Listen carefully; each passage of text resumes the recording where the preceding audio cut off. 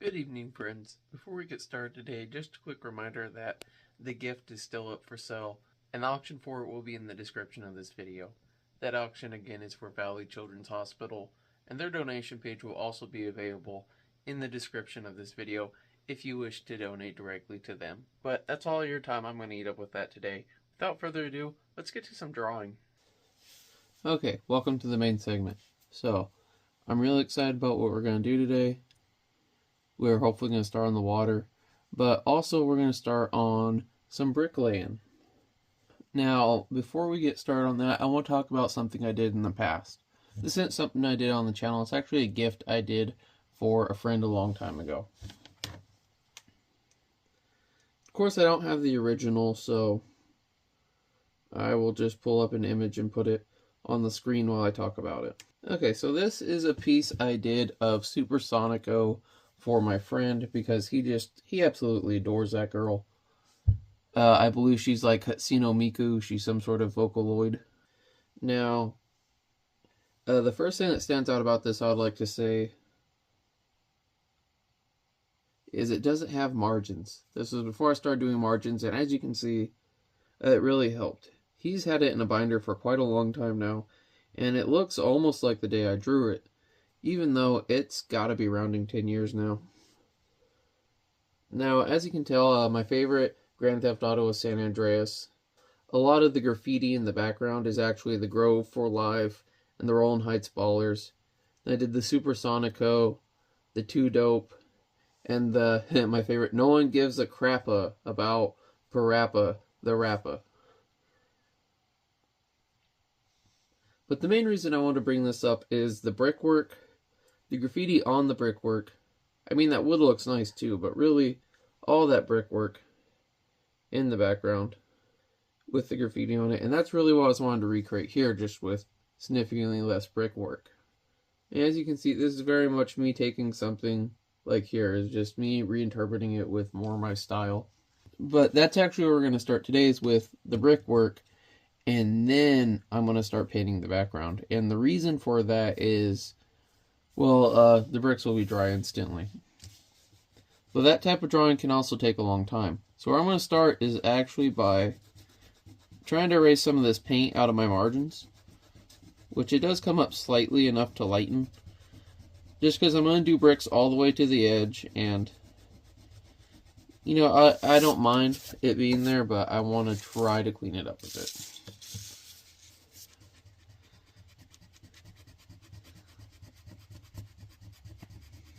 Like, I feel like some of this is going to be exposed, but it'll all be covered up. So what we're going to do for how we're going to drop these bricks. I got a nice mahogany. It's a very fine wood there. The first thing I really need to do is define my size of bricks. So again, I'm going to get my sample paper. I think I already did some little bricks on here, it looks like. Were they about like this?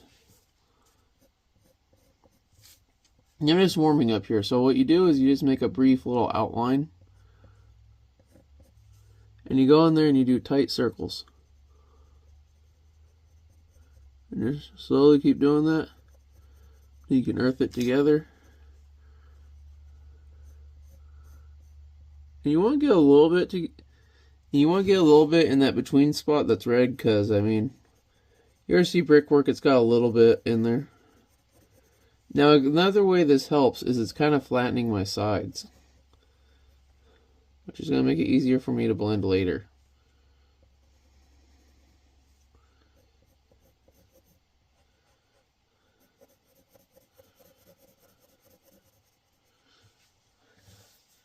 But I got my example bricks there, so why don't we try to get some down. I of course have a lot of tight spaces on here. Now when it comes to where to start, I think I'm going to start over here. This is partially why I had such long sidewalk lines.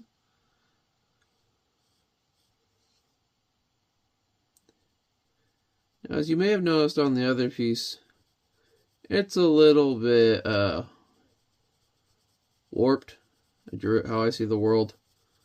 I don't see straight lines very often. When I look at straight lines, they are while doing that.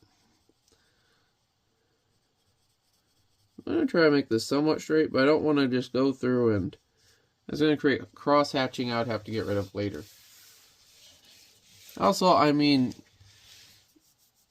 you know, we want to think realistically when we draw bricks are going to look uniform, but you go look at any brick building, like often they're very messed up. The building is sometimes slouched. You know, I talked about this with people. Like sometimes when you're drawing people, you want to make them look good, but you also don't want to change them too much because they know what you're doing. That's why I always worried about people who used to draw like rich people in olden days. But you get like that with nature scenes too. Now, like let's say you wanted to go outside and paint down your street. You look at the telephone poles. They're not exactly straight. So what are you going to do? Are you going to try to make them perfectly straight? Which will then make them look off, even though they'll look perfect? Or do you try to make them as is? Now, what about that weird telephone wire on Miss Jenkins' house that's kind of hanging over that you only know what it is because you've looked at it for so many years? You paint that in the picture, people are going to know what it is? They might not. And art is very much like that sometimes. Knowing when to correct and when to not. So as you can see, these colors I went over actually don't look too bad in the brick. Really getting the color effect I want, and I'm really loving how this turns out. I'd like to thank my friend for, now of course they want their privacy, I shouldn't really give them shout outs, but for sending that over, and of course for taking such good care of it after all these years. That's always a great compliment. Especially, I just kind of surprised him with it one day. That's the thing, I'll get things in my brain, I'll be like, oh, this person would love that. Anyways, but to see someone take such good care of it. I think the only time I've personally felt more complimented with my art would be an ex. And it was a picture I made her that was very personal, it had her name on it. And she told me someone tried to steal it. And I just found that funny. That first you tried to steal what is essentially a love piece, but I mean, it was cool. It was like some of that tribal kind of stuff I showed you earlier. But I don't know, it was just a compliment that someone would try to steal my art and also from her house. Like, she's obviously going to know it was you. Oh, I wanted to show today. I showed you my Toad dial I got him when I went and got Crystal. Well, something came in the mail today. My boy Snubble. I just loved how he looks in 3D. You know, I grew up with an English Bulldog as my first pet, and I love them.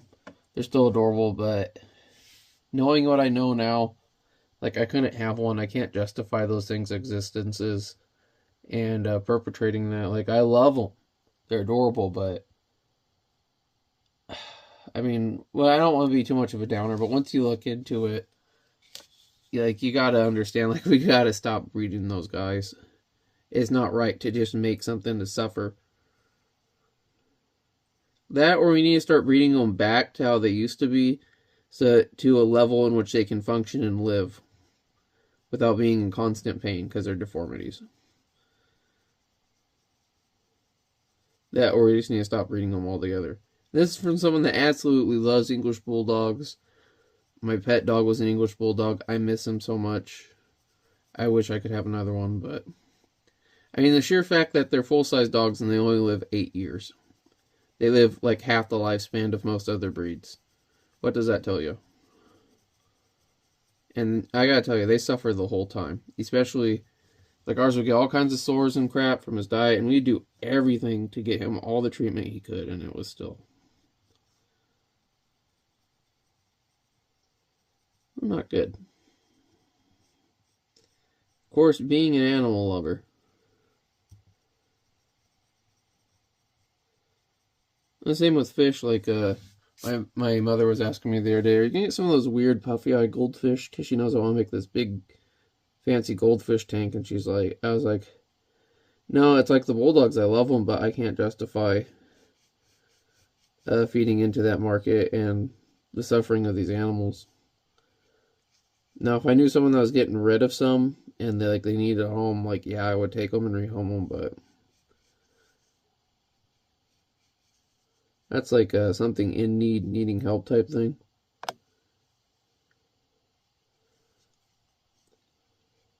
That's not me spending money so people breed these animals that suffer. Same with bettas. I love bettas, but I mean there are actual reputable breeders, but I don't like getting fish through the mail. It's just I'd rather not.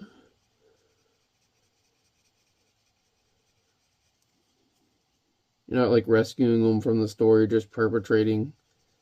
It's like going to the slave market and being like, oh yeah, I rescued a slave. No, you're just perpetrating the slave trade because you gave the slave market the money. And that's kind of a bad metaphor to compare animals and people sometimes, but not to take away from the suffering of others. I even have a grandmother in my own lineage who I was told was a slave.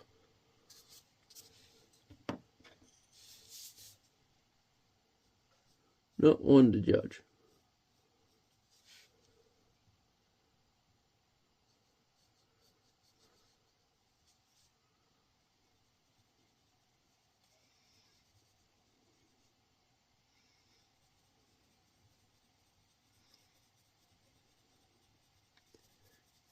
I thought this was a bad idea to focus on this, but now I'm liking it. So you can see where we got so far, and I'm really liking how it's giving it that kind of flaky look. I might go over this later with some other color to touch it up a bit, like a different medium, but... And see where I think it's not defined enough, I can just go in there. Add a bit. And man, is that looking good already. Just that little bit right there.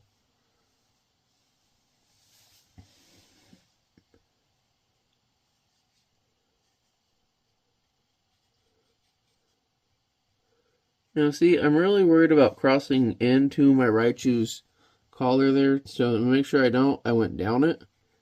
And I'm marking away from it. So there's not even the chance.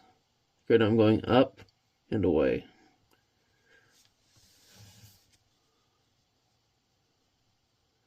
I might have to stop and sharpen this after a while.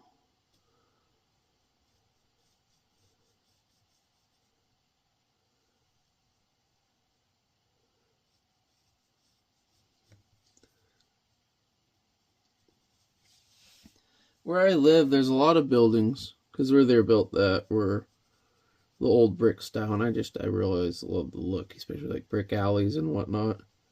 Again, I want to bring up like Rumble in the Bronx, that kind of thing.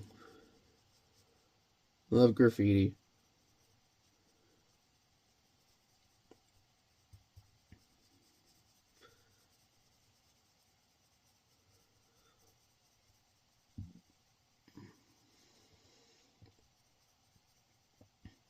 Really inspiring me to do more.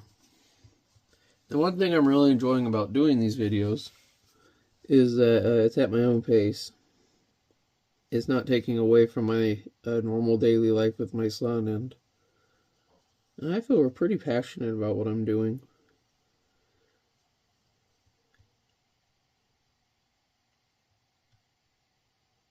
Oh, see, I started messing up there. Okay, I see what I did. Because it goes here, if I cut it off, let me get one of these pins here.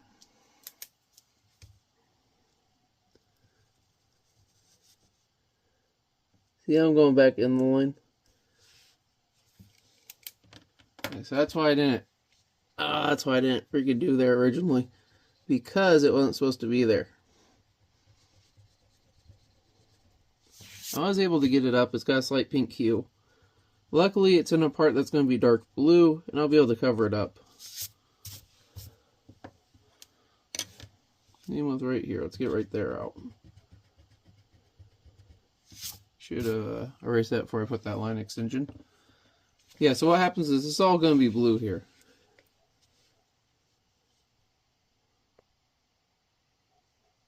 Gotta really pay attention to the fades in the margins. Yeah, that's probably why I like doing the shows. I can show you mistakes and how to solve them. I was starting to think I was doing way too many bricks too.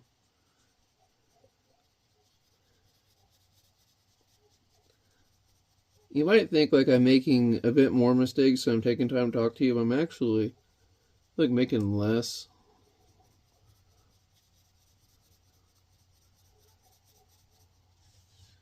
It helps me disconnect from my body more when my mind's occupied. And it's less of a laborious task and more of a self-piloted exercise.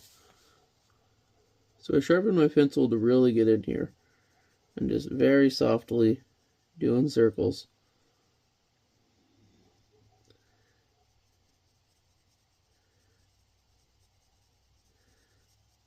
Now I have thought of before like kind of going through here and erasing it or something to try to give it the hint of texture, or maybe I'm painting it with the other one, but I really don't know how to address that yet, and I'm just going to say that for the future, because I mean, I really like this, and I have a feeling that after more people see this, I might be getting more requests for this type of artwork in the future. The issue with like Legends ZA and whatnot, the battle cities.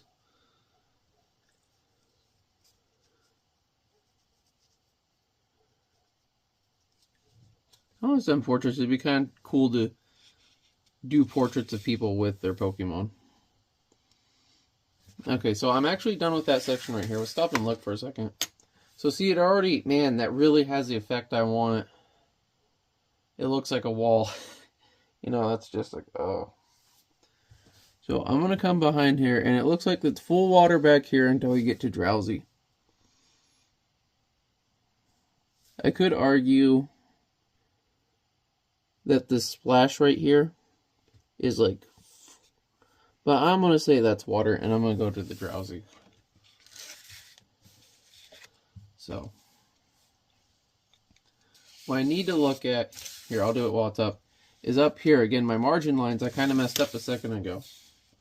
Let me get a ruler. So here you can see my margin line. I'm going to draw it through there. So, that makes me a little less nervous. Next means like some of these lines are more sloppy too. So I'm just going to pull some of these up.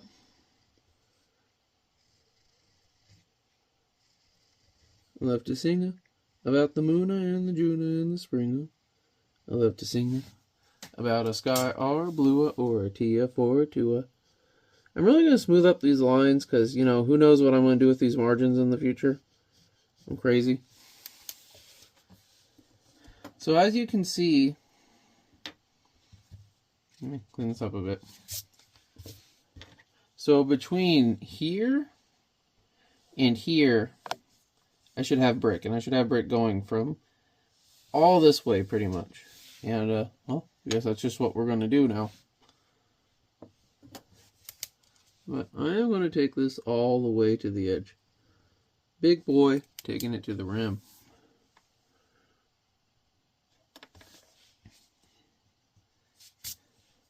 Now the thing is, it goes in here, it actually curls back and splashes. So, there's going to be some brickwork that cross-sections. Now, what I'm actually going to do is I'm going to go to the edge here where I already have brick. I'm going to go up how much I think it should go up.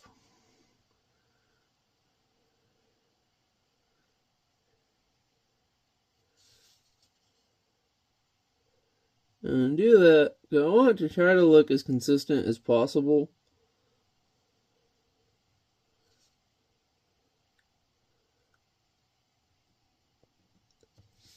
What I'm actually doing is I'm trying to go like a set drawing speed.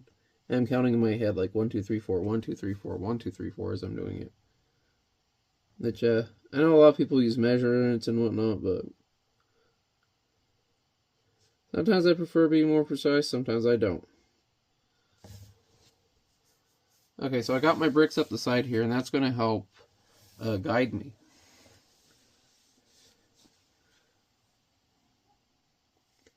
So, under, over, under, over, under, over, under, over, under. So then this line is pretty solid up to here. And that's when the next one starts. And it's going to go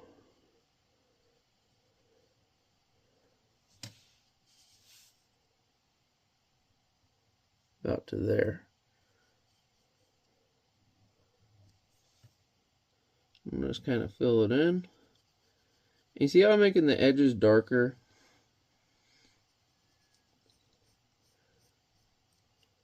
So like with this one, obviously, because the corner's theoretically in there, you want to just blend it kind of slowly and try to keep it even with what you're doing there, so it doesn't look like it's darker here and you have a misshaped brick. You want it to look like if it gets lighter here all around, it needs to get lighter all the way around in there. And this stuff is pretty far out of our margins, but I like to do my artwork way out of my margins. Now I know I really like how this brick looks, by the way, but I know we've seen in my last one to Sarah, I figured out the new way I'm going to sign these. Instead of doing on the front, on the back, so when people open them, they can see the messages like, what was the piece for, especially the charity ones, what was it sold for, who was it sold to, and its number in the series.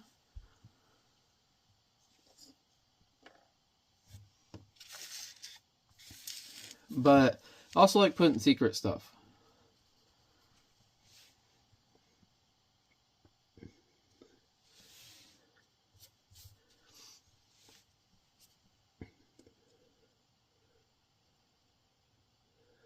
Like, let's say I had a secret message for someone that maybe I didn't want them to see in the future. I might like tag it up here where it gets cut off in the margin work.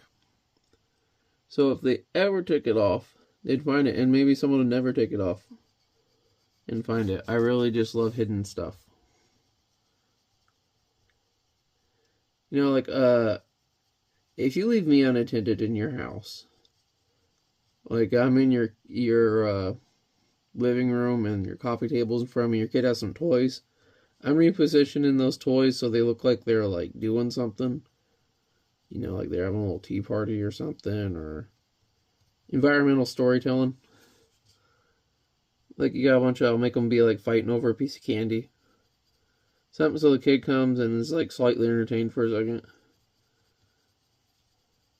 I'll do that like everywhere I go. It's it's just the bored artistic mind.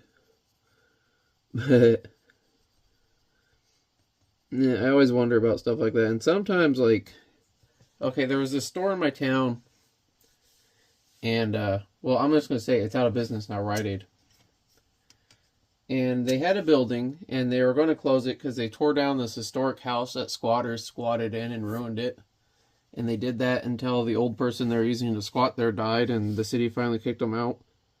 Anyways, the Rite Aid, before they closed in this building, which is now an empty Rite Aid, was going to close from their old building, which is now, well, it was an empty Rite Aid forever, and it recently became Dee Dee's Discounts. Anyways, they had a photo section. I used to love Polaroids. Well, kind of towards the end of this, I mean, like 2007-ish, it became hard to find Polaroids, but they still had the camera section. But they never went in there. And so, like, one day I just left a can of Mountain Dew. Open can of Mountain Dew by the portraits of the families playing tennis and whatnot. And that can of Mountain Dew stayed there until that store closed. And just stuff like that. I love stuff. And then I go to town and I see it. I'm like, yep, I did that. And it's still there.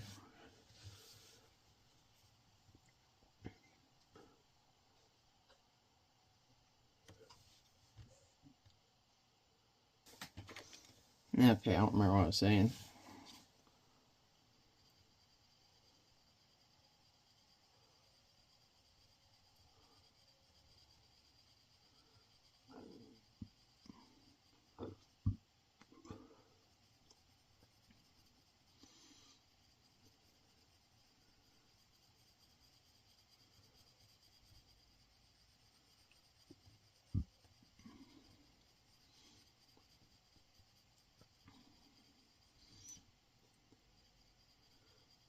There's this episode of King of the Hill where they talk about wabi-sabi things, how imperfections sometimes make things perfect. That's one thing in art that's hard to create. It's that imbalance and symmetry I was talking about. Like, do you fix things? Do you fix imperfections? But also, like, by very definition, purposely creating an imperfection doesn't provide the same, like, aesthetic please, you know?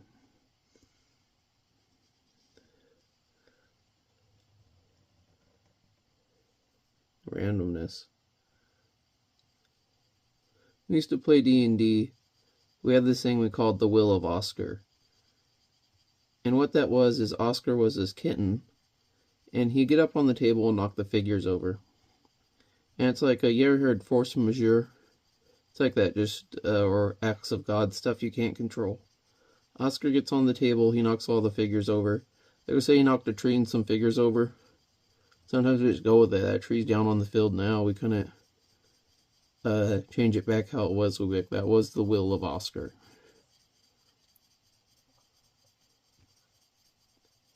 It can be hard to achieve in art. Divine randomness.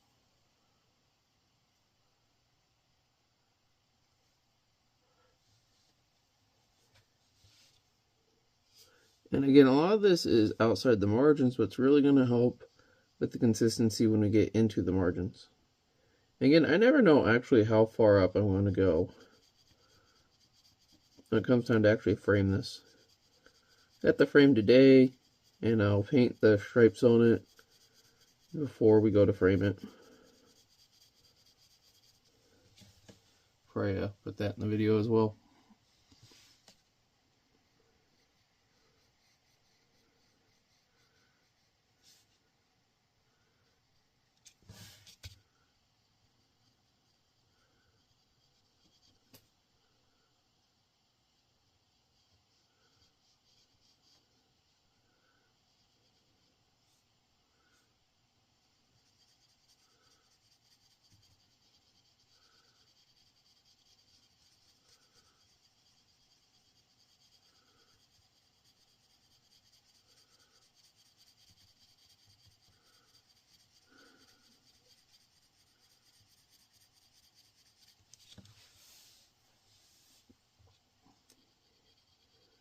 See, here my space is a little off. Instead of drawing lines, I'm doing the circle shading because it's going to help it have that more natural, gritty look.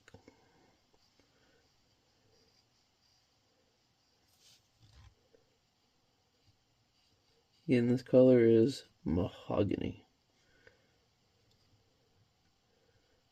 Did I just want an excuse to say mahogany again? Quite possibly.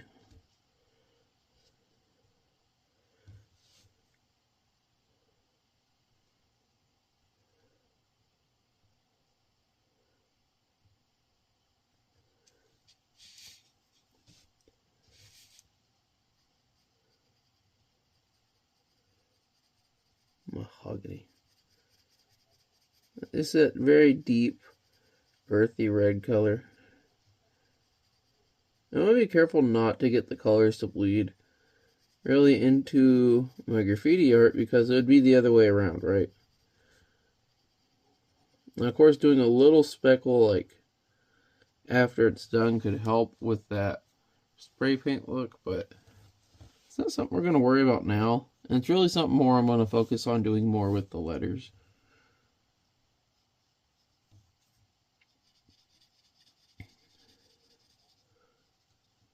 Old teachers, I'd be like, oh, just fuzz it red back better and let me focus it this way. No. And also tell me it's got to be exactly like the photo. Pick a lane.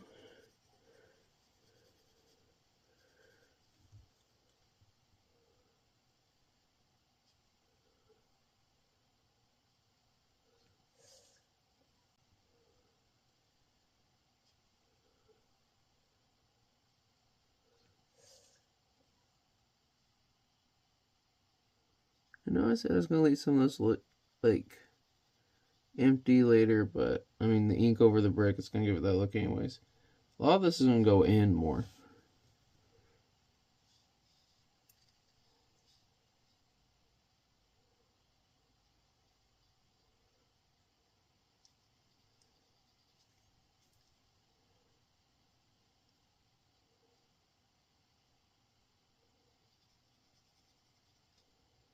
Again, I want to look consistent. I'm really down on there. I know that messes with the focus, especially if my hair gets in there. I'll try to stay out of it.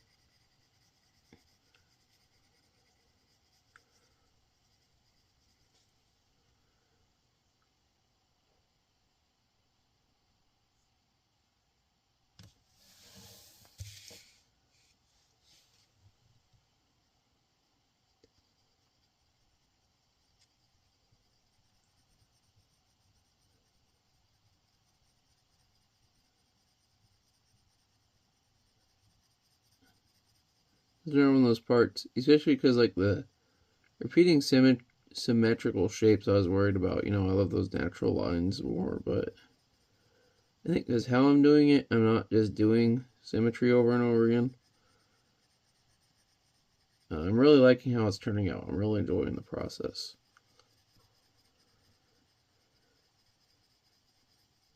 And again, you know, these have very different texture than like a lot of the other color on here. Like this looks different than that. And I really think like it gives it more of a gritty like brick look. It's more of like a poured cement look. Textures are really important in art. Really, you only have so many tools to infer whatever it is you want to infer, so the more you can use them, the better. This gives you more verbosity with your art. Not sure if that's how you use it, but I'm going to use that.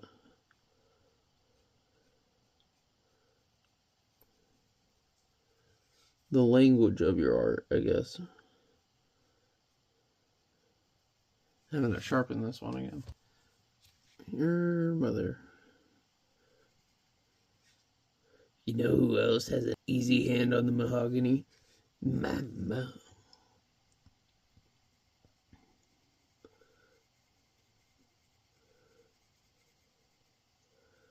You know, when I wasn't the biggest fan of Regular Show. I didn't dislike it. It was just kind of whatever, but I loved Muscle Man and his my mom jokes. But my mom hated that. Well, my mom's not really good with jokes. She never gets any of them, but she's like, well, it's not funny because it sounds like I did that. Well, I'd really do it at like the perfect moments. It'd be like,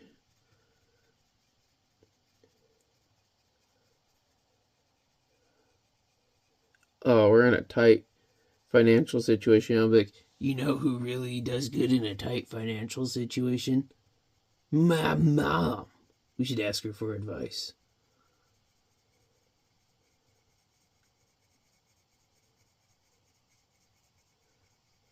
I showed him to my son recently, and he really hates him, so now I can just do that. You know how, like, when you're really, like, emotionally close to someone, you can have, like, a special where you can just say things, and you know it's like, this is a breakdown conversation, we're not serious anymore. It's like one of those. Like, you could just say that while having a conversation in front of other people. It's like, you two know it's not a serious conversation, but no one else does yet.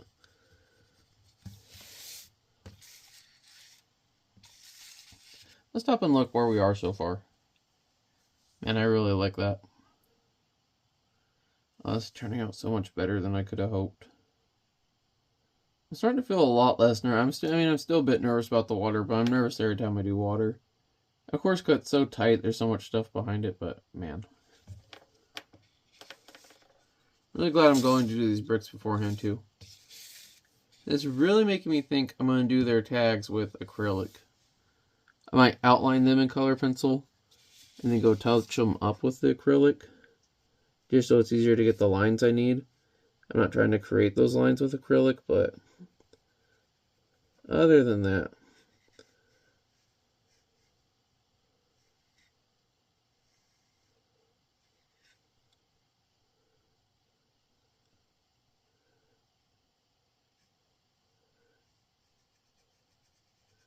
I'm not trying to make the lines, I'm just touching up what's there. It's much easier to trace with it.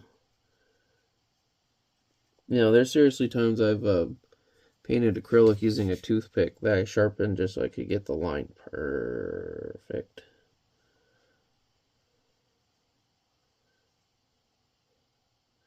These bricks interacting with these spikes right here are not the bee's knees. Sell a bee's knees. That's what I'm gonna say now instead of the bee's knees. It's sell a bee's knees. Sell a bee.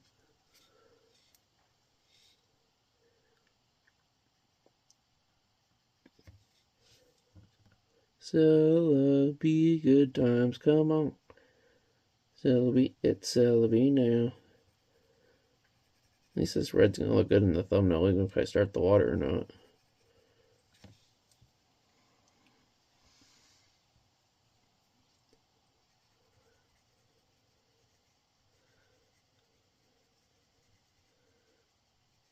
I love them.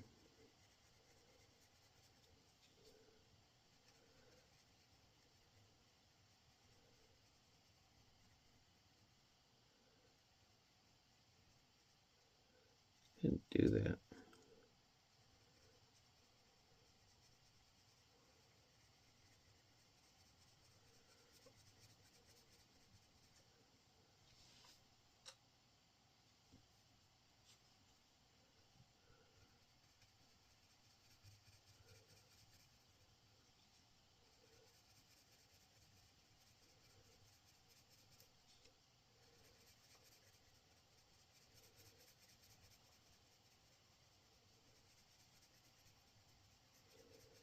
Oh, my friend used to have this dog, Macho, and he had these cursed rocks. And first off, we'd have to tell people in the car, don't touch the rocks. Why? What happens if I touch the rock? Because the dog would not leave you alone to play with the rock, to throw the rock to him the whole time. And the next part, I think your hands gave it like salts. I mean, rocks already taste salty.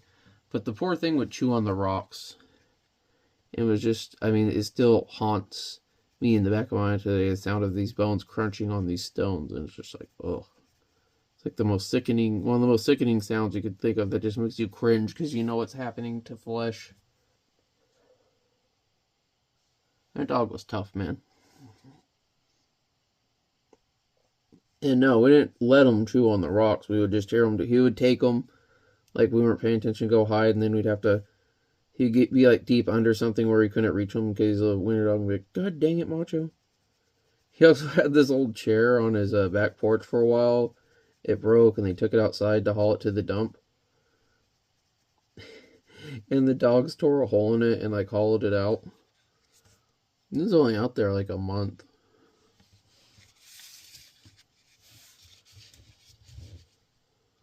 But I'm gonna go back touch up some of these other bricks real quick. Look a little lighter.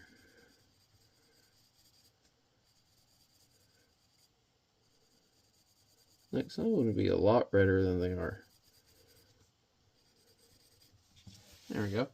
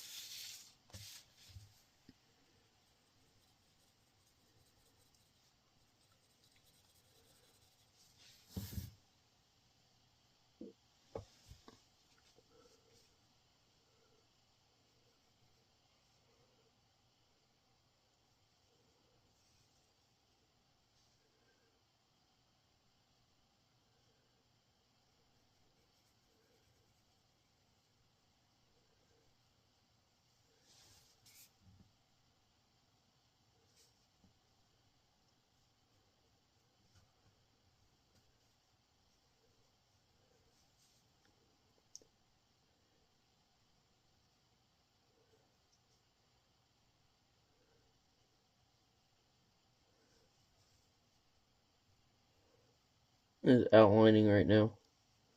I'm gonna kind of like outline a bunch and then go back to filling them in. It's making me a little nervous at the moment. And again, because the way I'm doing this, I can just extend the outline slowly when I need to. Red the bidet ox.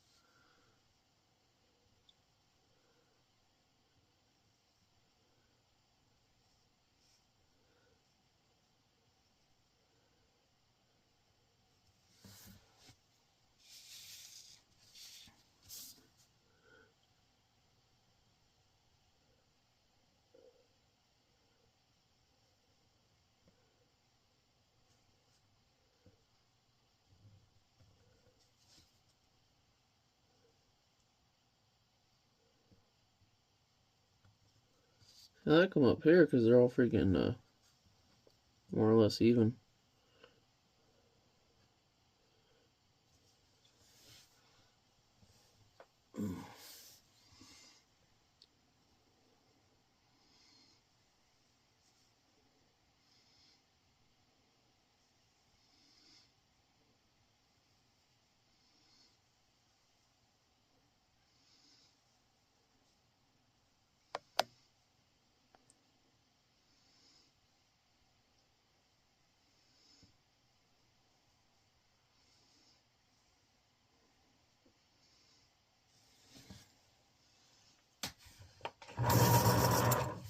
You know, the lines all blend late in a bit.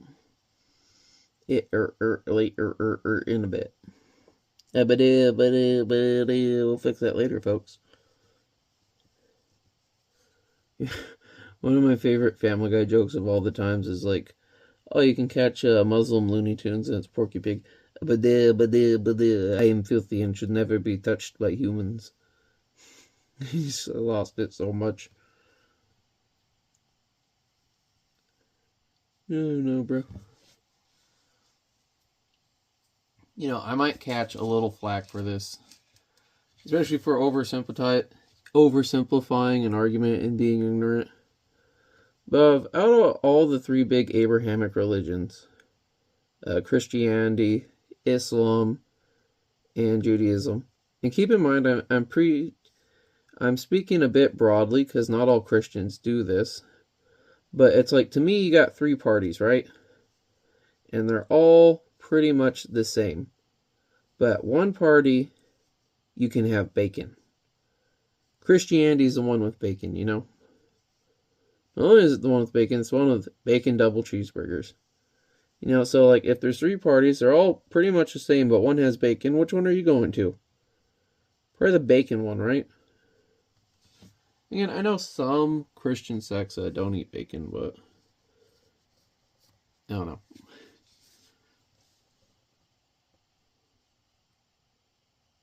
Also, again, reminded of King of the Hill where they're talking about, it's like, no, they don't eat pig.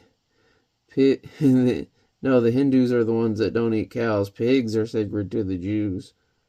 Well, I wouldn't have any religion that limits my diet, but I don't want to get into heaven that way. Bill was so much better early on.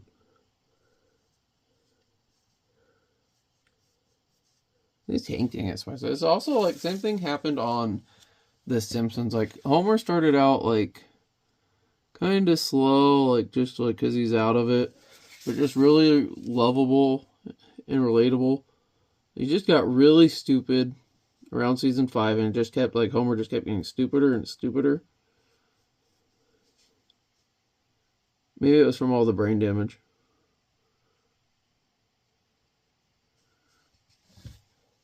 Kind of ruined the character though, the subtlety and ambiance.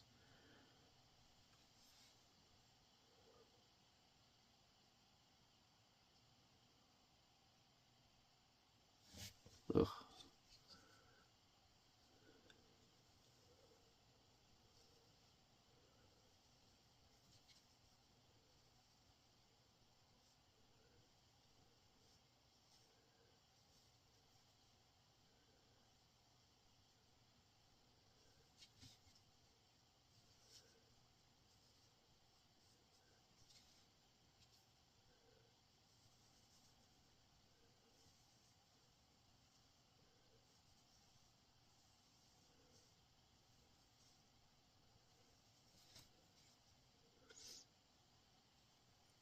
Yeah, I remember what I was talking about. Yeah. So I imagine I might get some requests later of people wanting stuff like this. I mean, I expect people to want the nature scenes. People have always wanted the nature stuff from me, but I mean, you know, I could draw you, your Pokemon, and your little tags and have it be environmental parts of the storytelling. And I've had people want me to draw them with their pets, but not their Pokemon before. So one thing I like about Pokemon, though, is it's really a personal window. Again, to people's personality, which ones they like, why they like them.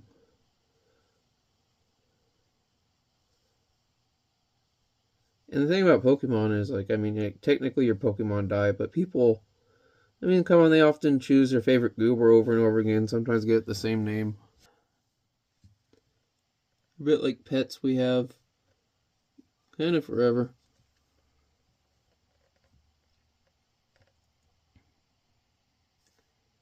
And I'm just going to assume all this has water behind it.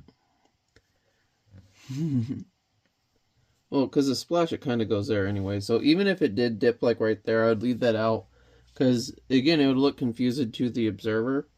I think someone like, I think someone more artistically or neurodivergently minded would figure out pretty quickly. But I think most people, it would just stand out and look kind of weird. And they'd be like, I wonder what that is.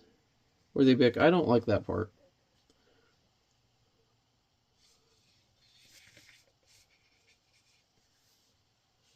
Oh, it's frustrating. Okay.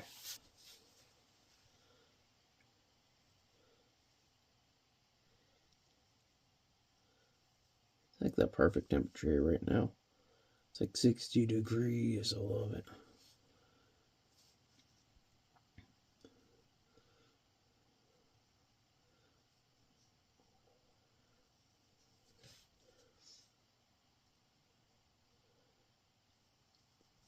The thing that's making this easy to line up is trying to line it up more or less with the ones above it. But again, not something that's always perfect when you see breaks in the wild.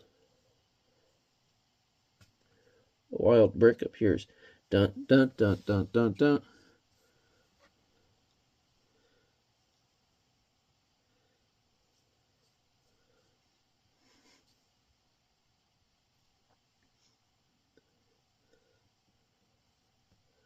Brick, brick. Oh, crap. You're not catching that one. You know, I want to talk about something I kind of figured out recently.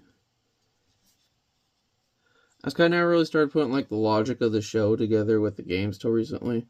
They're very disconnected for me as a kid, but you know, one thing I, like many people, always thought, and I was watching videos like if Pokemon trainers were actually smart, and it's like the Pokemon faints, you should be able to still get it. And I always saw that too, but realistically, we're thinking of in real world terms. You find out how the Pokeball actually works. Like the Pokemon chooses to go into the ball. It actually has to make a choice to be captured by the trainer. More or less. So it's like when you make them pass out completely, they're no longer choosing. It's kind of, again, it comes down to the whole Japanese honor thing, like, oh, you beat me. Because they have such a noble warrior spirit. They're like, oh, you are so much stronger than me. I must fight on your side now. Because honor. And all that. I am Parasect of the 5th House of Shinobu, and I will now fight by your side. That's cool, but you're my HM slave? The fuck? And I love Paris, but he really sucked. Stat-wise, and all the weaknesses. But, man, in Gen 2, strength, cut, flash, he learned everything. Always name him Leatherman.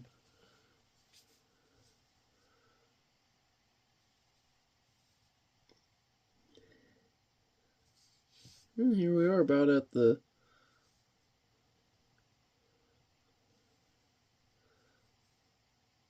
sidewalk level.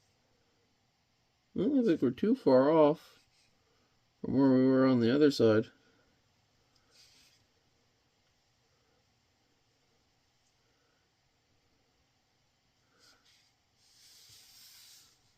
I think we're a little taller on this side. Let's do a ruler and see. Well, it's also at an angle, isn't it? Well, if you actually account for the angle, so check that out. I'm kind of proud. If you account for the angle, exact same size. Yes. And we went up and over.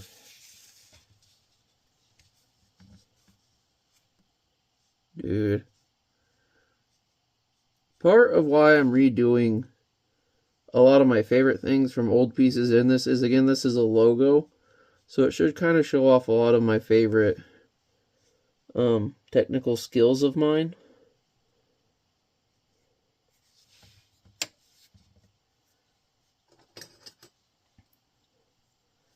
And it's kind of a fun way to revisit and do them while also mixing it up.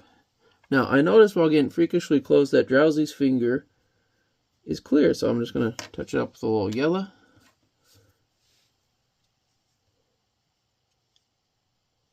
I'll fill in this last brick here.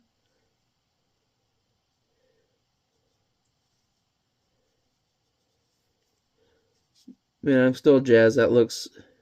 Just the fact that that looks off, but it's level with the freaking... The slope, bro. The slope. You heard of slow, bro? It's slope, bro. It's like slow, bro, but he got that lean. I don't just mean in his step, but in his cup. His medical, he's got a cold. Medical lean. YouTube. Doctor prescribed. Ugh, now we can finally start shading in these bricks. Because part of the reason I was regretting it is just the tedium. Even right here with these stains. I mean, it kind of reminds me of some kids' books, how there'll just be random splotches and whatnot. And some people, they do that stuff in their art to give it a certain look on purpose. And I'm like, sometimes I get it. Sometimes they do, and it's like, man, that just looks like shit. It just makes it stand out. One thing I really love that happened unintentionally is like, man, I thought these Moo Moo Milks looked a little drab. They didn't really make sense before when everything was white, but now that everything's colored around it, I mean, like, look at that one. Like, it just... Oh, man, the more this comes together, the more I'm loving it. I'm a little less afraid I'm going to mess something up. I still could. I think every video I honestly make, like, at least 3 mistakes. Again, I like showing you the mistakes. You know, I had 2 kinds of art teachers, really. I mean, I've talked about a lot of my art teachers. I think I talked about 4 different ones on the show so far. But really, there's 2 kinds. There's the kinds who would come over and they'd tell you their vision, and they would just take the pen from you and they would do it. They would, like, erase a bunch of these bricks, resize them, what have you, because they didn't like how they looked. And then you'd have the ones that would wait till you asked them, or till you generally made a mistake, and then they would show you how to fix a mistake and leave it to you to do it. Those are always the best ones. You also have ones who are just like, look what I'm doing, that's kind of weird, you might want to see it, learn about it, and they would just teach you something, and then kind of see what you do with it. One of my art teachers, again, the first one, it was like, one of her problems is always what she wanted to do that week. Like, if she was in some mood where she wanted a bunch of black and whites, guess what? We're going outside and we're all doing black and whites out of this bin of photos. I'm assuming because she wanted a bunch of black and whites for her gallery. Well, every once in a while she'd get a bee in her bonnet and we'd all do pottery. But what's funny is, you know, we'd all get to class and all our pottery would be exploded. But all hers was always fine. So we never got any of our pottery back. Or our sculptures or anything. And knowing what I know about Kilms now, she did all hers right. And then she wanted to blast through ours too quick. She'd be like, oh, you folded it wrong. There's a bubble in it. So coincidentally, everyone's exploded. Except mine, because I'm just better than you. And it's like, now as an adult, it's like, okay, yeah, like, just yours and your daughters were fine every single time out of this entire class. And if they weren't, you never showed us what we were doing to make the bubbles. Which, again, now I know a lot of that's just bull crap. For making excuses after the fact, because she destroyed it. Sometimes I even question, because she went, it's not like we got to see it, so it's like she could have just thrown them out when we left and been like, yep. Killed them, destroyed them. Or just repurposed her clay.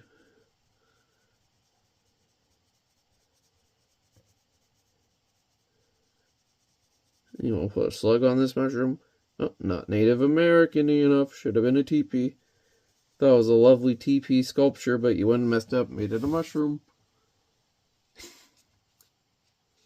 I kid, but if that woman's out there, God bless your heart. Taught me a lot of skills that helped me, even if you were a bit goofy in my memory.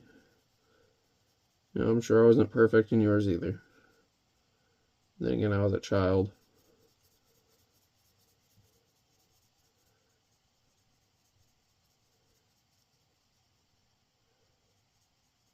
Ciao. Ciao.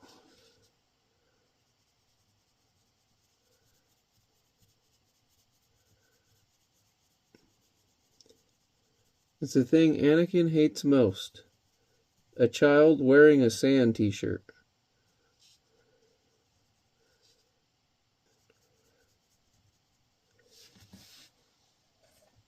I was just talking to someone about Star Wars, and a really random factoid, but Liam Neeson's. I love me some Liam Neeson's. I played one of my favorite Jedi, Qui-Gon Jinn, the only Jedi in modern context who was still in tune with the will of the Force. So he's in the second movie, but for a small part. So when Anakin's killing all those sand people, and Yoda's sitting there like watching it and then does nothing about it afterwards, you hear like the transition from Anakin starting to massacre them to there you hear, Anakin, no! And that's actually Liam Neeson. That's actually Qui-Gon as the Force Ghost watching Anakin, because he was watching him the whole time. It's a very small detail that's really easy to overlook when watching the movies.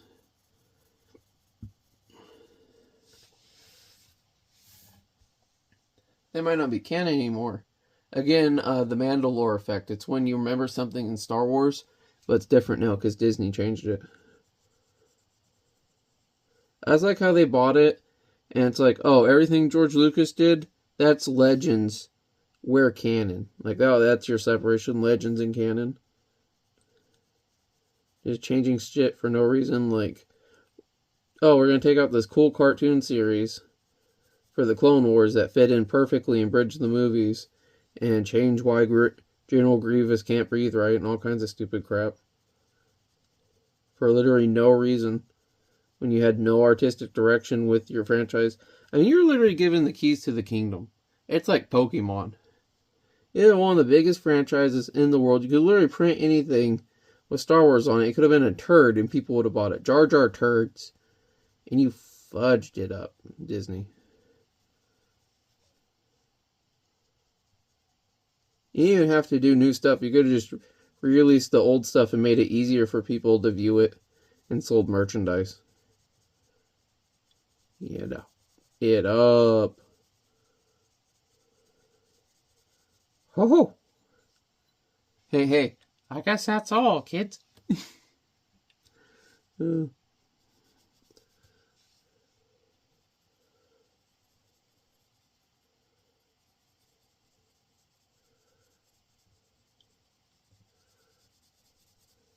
always say that, there's some people, they get really mad, like, all these stupid kids liking this crap, but it's like, for me, as an older fan of anything like Dragon Ball, Star Wars, I might not like the newer stuff, but I'm happy that there's young people who are into it and it's still relevant and I can still like relate to them on some level.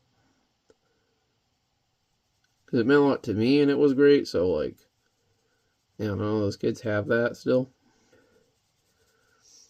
It's like your parents' generation, there's not a lot of stuff from their generation, unless you're younger than me, that stuck around,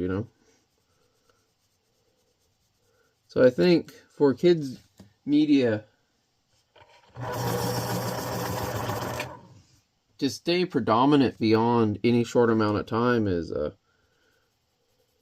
really insightful of its impact. Like Jim Henson, dude. I mean, I was a Sesame Street kid growing up. I cannot deny the impact that guy had on the world. He was a great friggin' man. One of the greatest men to ever live, I feel.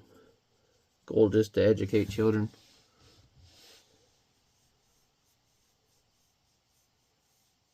There's like side set effects too. And weird stuff like Bill Clinton hugging the AIDS puppet. or that Israeli Grover that teaches kids to duck from bombs, or how Big Bird almost died in the Challenger explosion, but was saved because they couldn't figure out how to get the suit on the freaking spacecraft. You know, because he's a freaking 9-foot bird. He's like the size of an elite from Halo.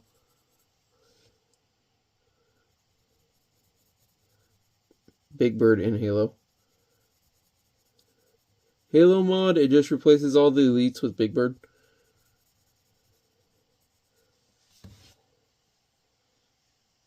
All the grunts with Kermit.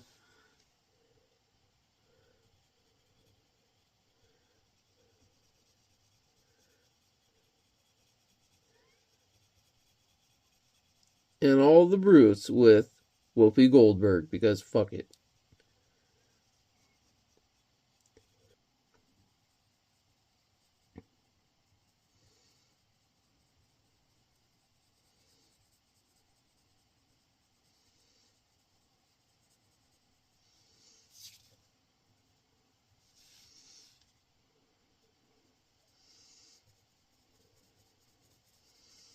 Nine's a mean brick. See, a lot of these smudges, like I said, it kind of works in because, again, the whole grimy city feel. Really, I'm going to prioritize cutting the wall out. Let me finish this brick and I'll explain why I'm filling in all these bricks. So kind of like with the Onyx's horn, how I did the sky around it when I framed it. Yeah, I'm only going to frame to a certain point, right? But like here, when I'm cutting around this, I don't want to guess and like try to cut and get the shape exact. So if I make it so I can just, and there's brick behind it, that's going to be a nice look. That's going to look a lot better and consistent than if there's nothing. So if there's like a little here, it's going to look a lot better than white with yellow. I mean, it's going to look like one big consistent piece, yo. I don't know why I said yo. Got a little urban there at the end. Honestly, I was thinking of Ted Powell from King of the Hill. I don't think I can't tell her and that Connie apart, because I can.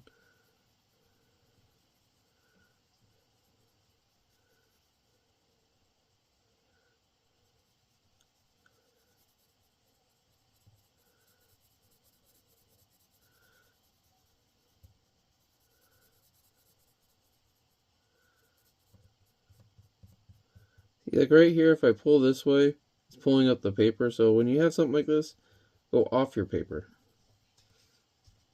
I mean, again, margins, but margins are suggestions. And again, I often do my art stretching outside my margins because art, like life, is bigger than a picture. It's like when you take a photo, there's so much that's smashed outside of the photo. And I feel like if you draw it, and you crop it in with your margins, it looks more lively, it looks more alive. It looks more like a photo that was taken. Now right here I have, you might see this faint line from where I believe there was some tail before. So if you get your sharp end and you just run it in the crack, it'll help fade it with some color. Because running it over, it's just going to stand out because it's not going down in the line. So again, you just run it slightly over it and it disappeared for me. I hope you saw that there. Again, see this yellow stain? You barely see it. Kind of works on the wall. It just looks like a filthy city wall. I'm sure if you go look at a brick wall in your local city, it's probably not going to be very clean, especially where people are touching it. Oh, the stains on the bottom taste salty.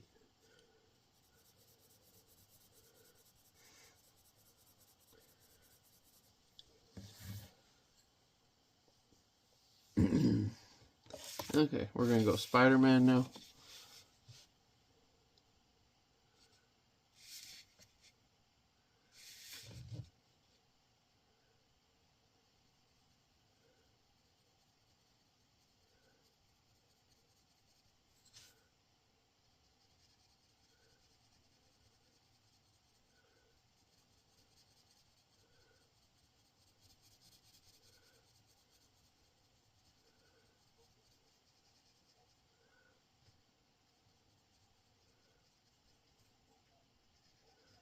Here's another one of those lines, so you go down in it, and boom.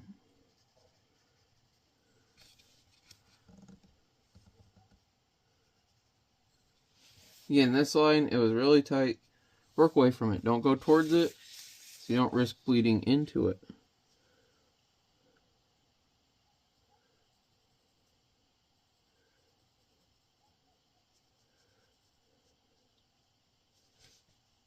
Ugh. Right up to my P. I think it'll be okay, because not only will the marker really go over this, but if it bleeds through a bit, it just adds to that brick effect. See a little brick under it, like you would with a real painting.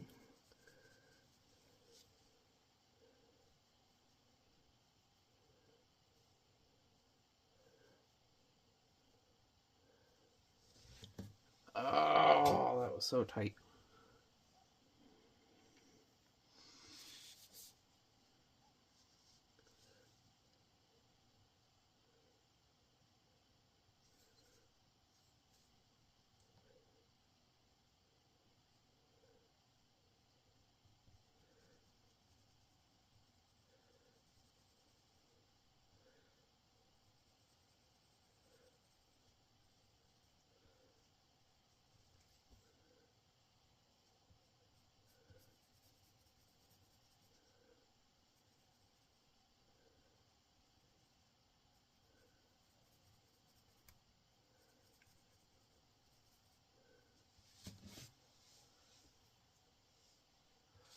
I'm gonna put some like really obscure joke in the tag for this one.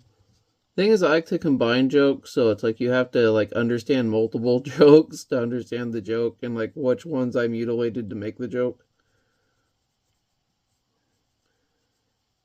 I know like the point of jokes is to laugh, but you know, making jokes everyone can understand, that's easy. Making jokes that only a few people who have like a high knowledge of bullcrap understand, that's hilarious.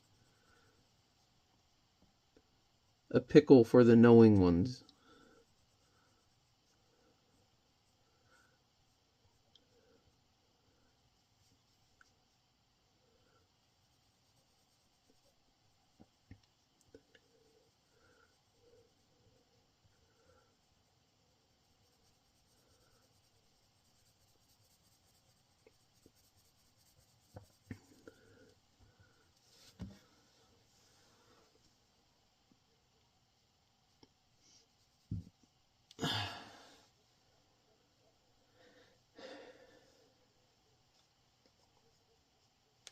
You know, one thing that's standing out to me right now is you might remember. Well, you can just go back and look in in a lot of the earlier videos. We first did the color, like it looked so yellow it kind of hurt your eyes, and now, especially with this nice soft mahogany red, it's like colors are really kind of good. We only have the blue yet, or the shadows. Like, oh man, this thing's gonna look so good.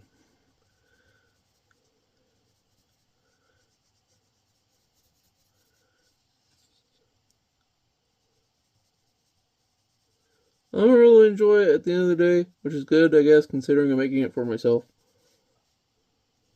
Out of boredom.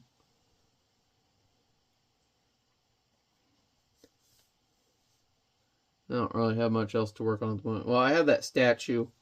Of course, the charity drives, but my plan is really to make one picture every season for a charity. You know, winter, spring, summer, fall. So it gives me a while to work on the pictures, to come up with them.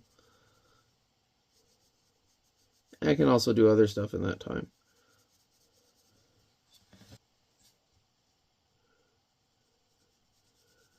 So I have quite a bit of time until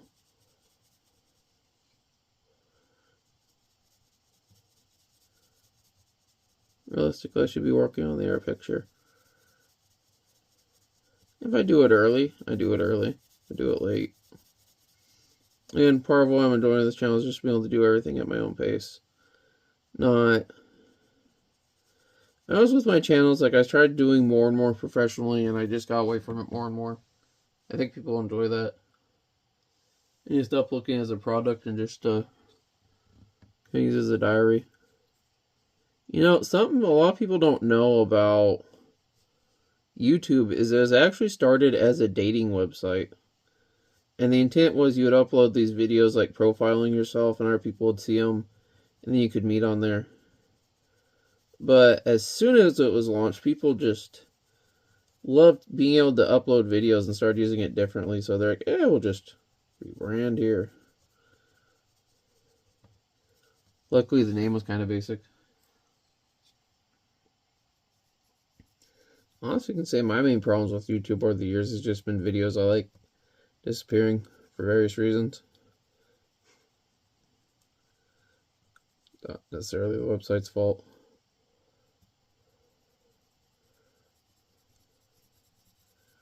Honestly, I don't watch TV a lot of the time. I prefer... A lot of times I say the majority of YouTube's success is neurodivergent people explaining how the world and things work to other neurodivergent people. And then I guess like how-to tutorials on iPhones by some Indian guy.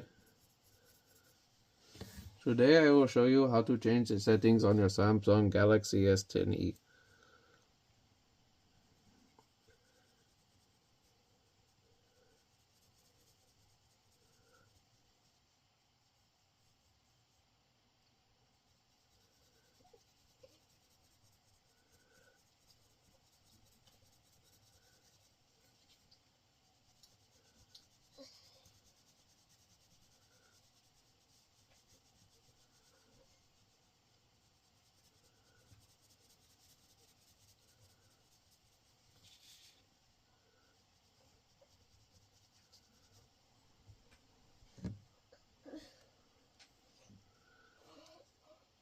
I checked the clock. It looks like I've been playing brick for a while. Hope it hasn't been like watching paint dry. You know, I think obviously if you enjoy these kind of videos, it's been very cathartic. Just watching it slowly fill out, you must be like, oh yeah. Oh yeah. Oh yeah, brother. Feeling that mahogany.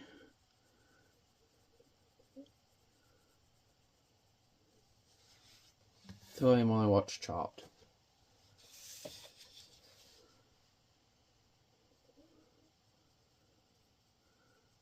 And these tight little circles are helping me. Because like if you scroll back and forth, you're more likely to stab through your lines. You're less likely to with circles. If I do these small circles at the edge, they can kind of go out and I don't have to cross into them that much.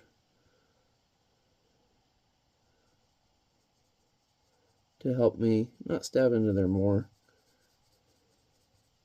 Again, with the lines on the edges here, I'm not really caring because I can just fuzz them up, honestly, and I want to fuzz them up a bit. Just to make that white, the space between them look a little messier. Or an old EOE where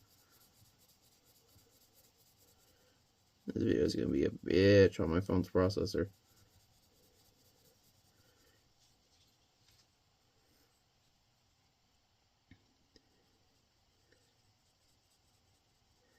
At some point, I will invest in better recording equipment.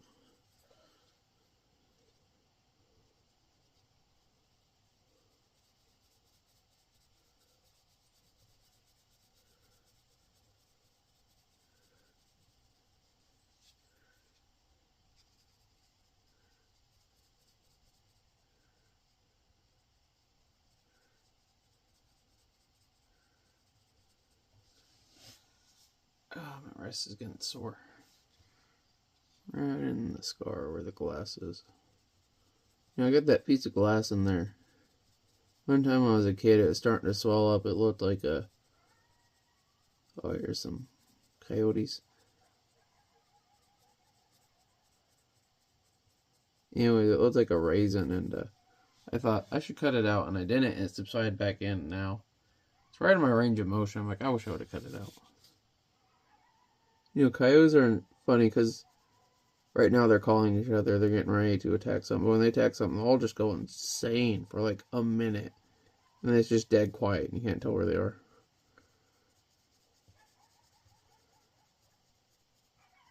Sort of what's so scary. It's like just a frenzy out of nowhere and then gone again.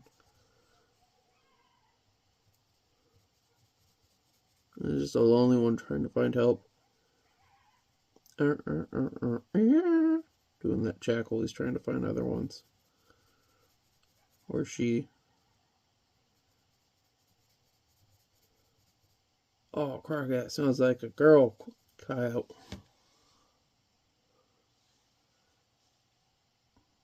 Ugh.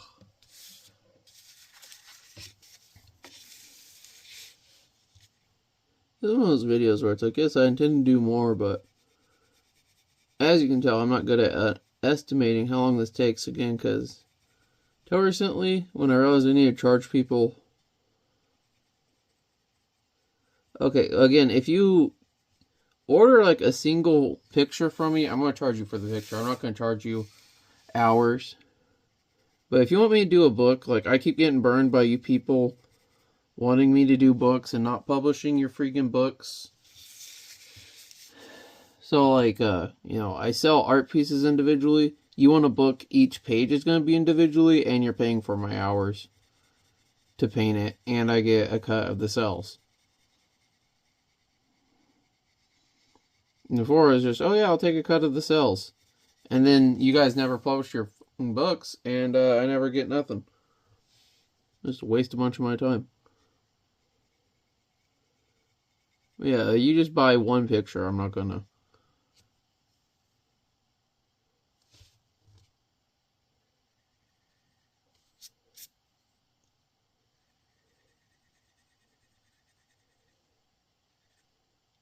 But it's kind of find it cathartic. Like if you would have asked me realistically, like, oh, how long this take you? I'd be like, oh, the bricks might have been like 20 minutes. This whole picture might be like, oh, it was a few hours. But if you look at this whole series, I think it's at like 4 hours at this point, and I haven't even finished. And I always underestimate just how long it takes me to do this stuff. Especially a lot of times, like, I would just get in a fit and I'd do it all in one day. Or just like a few days, and I'd be like, oh yeah, I just spent a few days doing this. Not realizing I spent like 12 hours in each day just sitting there obsessively. I think it's better now breaking it up a bit because I stay fresher, I have more energy, I don't get frustrated. And of course, when using mediums like watercolor, just the paper is a little stronger when you give it proper time to dry. Oh, I'm so close with these bricks here, people. Now, just because I'm close, I can't get too excited and change up my technique trying to go faster. You'll make the bricks too noticeable, then I have to go touch them all up. Or I could make a mistake, which would be hard to fix.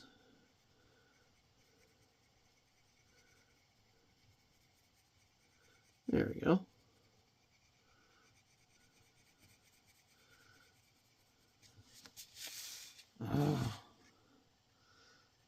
It's very exciting for me. Well, I hope it is for you too. And you're watching a drawing channel this far, and I'm sure this is cathartic for you on some level. Oh, I'm so excited. This kind of thing, like, I'm excited because I'm excited to finish the piece, to see it, just to see this thing that's been in my mind. This for years, because again, this was one of my original ideas for a YouTube channel. I just didn't do it, and I thought of a logo then, but it also makes me excited for the next piece, because it's like, again, a lot of times it starts out in my mind, like when you just saw the figures in the earlier video, when they're unpainted and everything, it seems simple, and in my mind I was like, how can I make it visually more appealing? What's going to make it pop? What's going to make it... while also being realistic, like what's going to pop and make it just environmentally... I want to say environmentally sound, but just like organic to the situation. It's going to make it feel like a real life situation. And I think inevitably we're taking it to Jersey Shore. It's Jersey. It's a Jersey thing. No, no, no, no, no, no, no. Oh, my Darmanitan's going beast mode.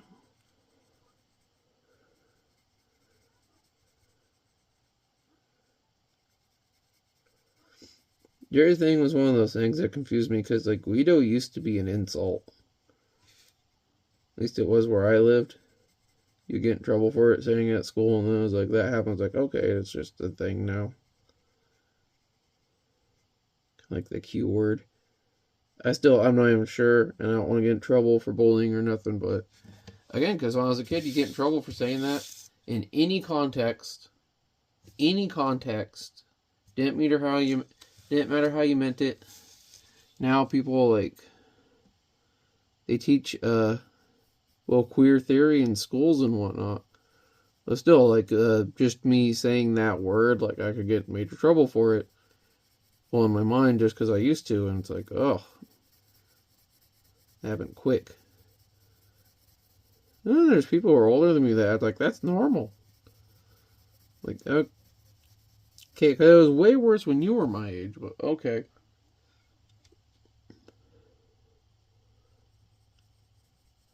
I struggle to understand a lot of the standards in society, though, especially the double standards. So, like, when they massively change their mind about something, it's like, oh, okay.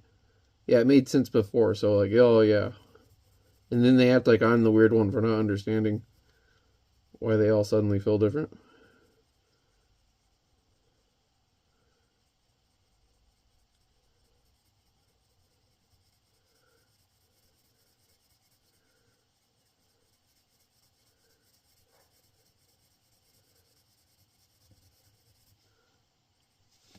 Oh, my wrist is getting so sore. No, as a little kid, and keep in mind, you don't write very good when you're a little kid, but I used to be ambidextrous. There's the other thing, though, where it's like whatever happened to one side of my body, I wanted to happen to the other side. So, like, if I hit my knee on the table, I would hit my other knee. If I pick something up with one hand, I'd pick it up with the other hand. No one really caught on till I was in first grade, and teachers like, why is it taking so long to write your assignment?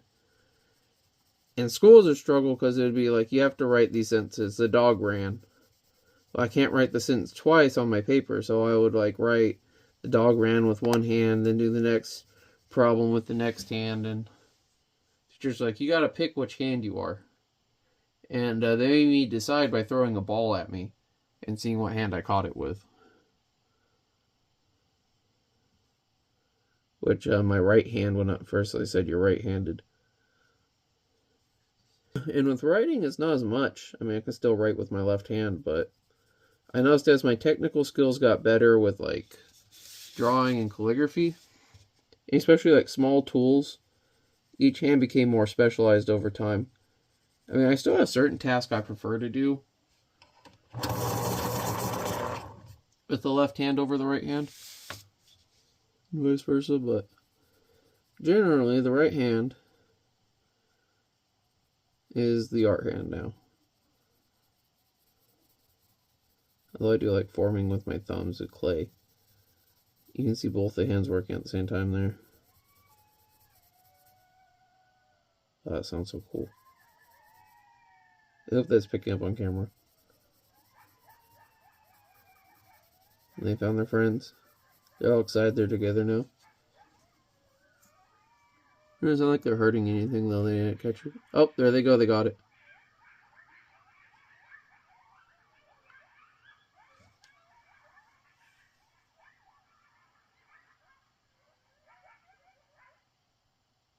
And just like that, quiet, it died. Must have been a rabbit. Rabbits, I mean, they scream, but their screams are weird.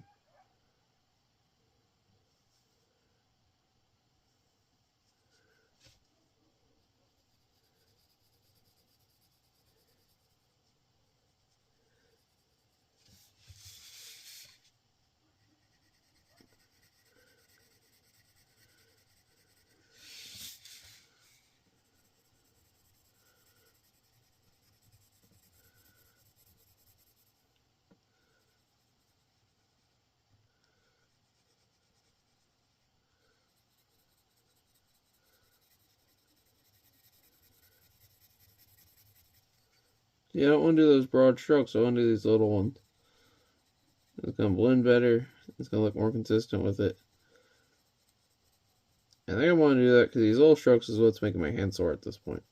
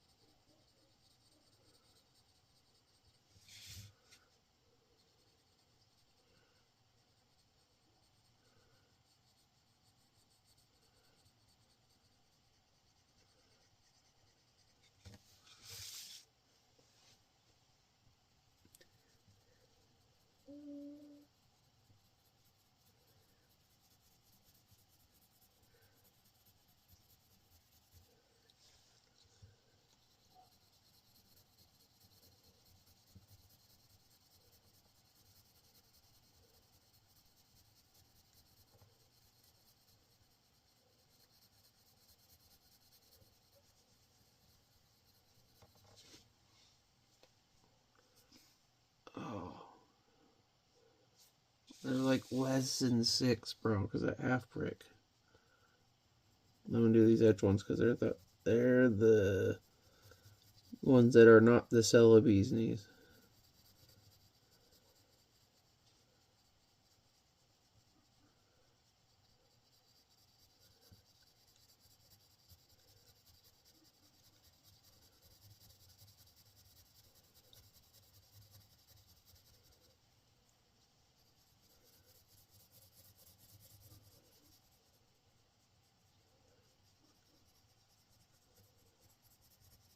Oh, we're so close.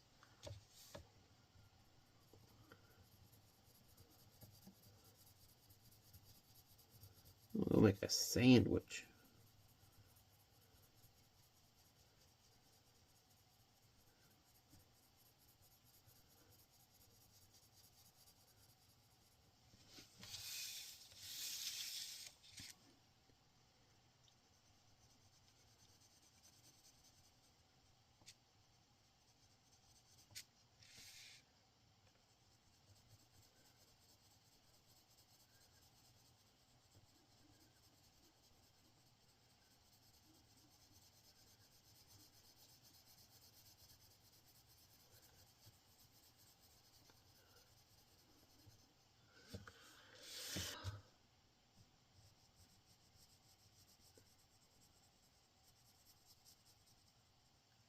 The descent into madness.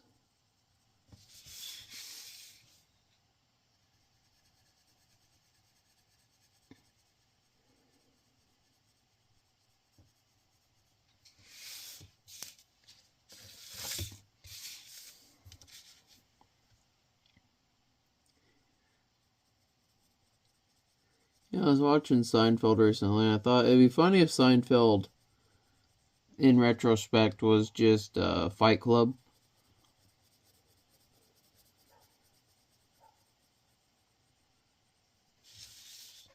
It's like Jerry is what George imagined he wants to be.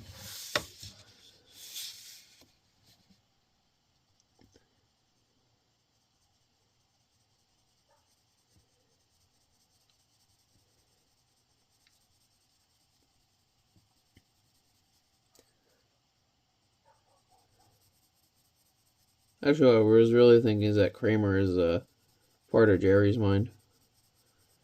I mean, they all could be so fastidious. The thing I don't like is they're always making jokes like, all you do is eat cereal and read comic books. It's like, yeah, he has a Superman statue. But they make such surface level, oh, Lois Lane, Green Lantern, like, you don't see him actually read comic books or have really interest in them. Other than we're going to just kind of fit some that really seem like what would be the most surface level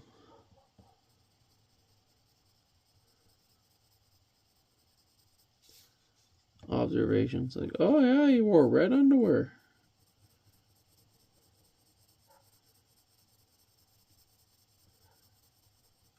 Or it'd be about like movies that came out at the time. And he did want to do something, he's like watching baseball or something. Like a Knicks game. It's all about the Red Sox anyways. The Boston Bricklayers.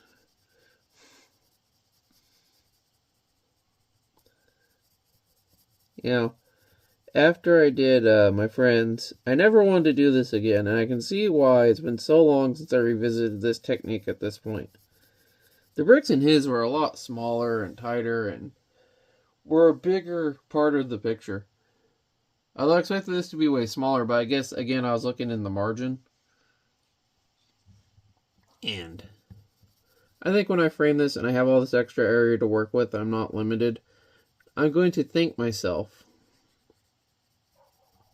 for going so far out of the margin. We'll just Spider-Man it for the last one. Spider-Man kiss it. Those mans I wish I had the pretty girls to be doing the Spider-Man's kiss with.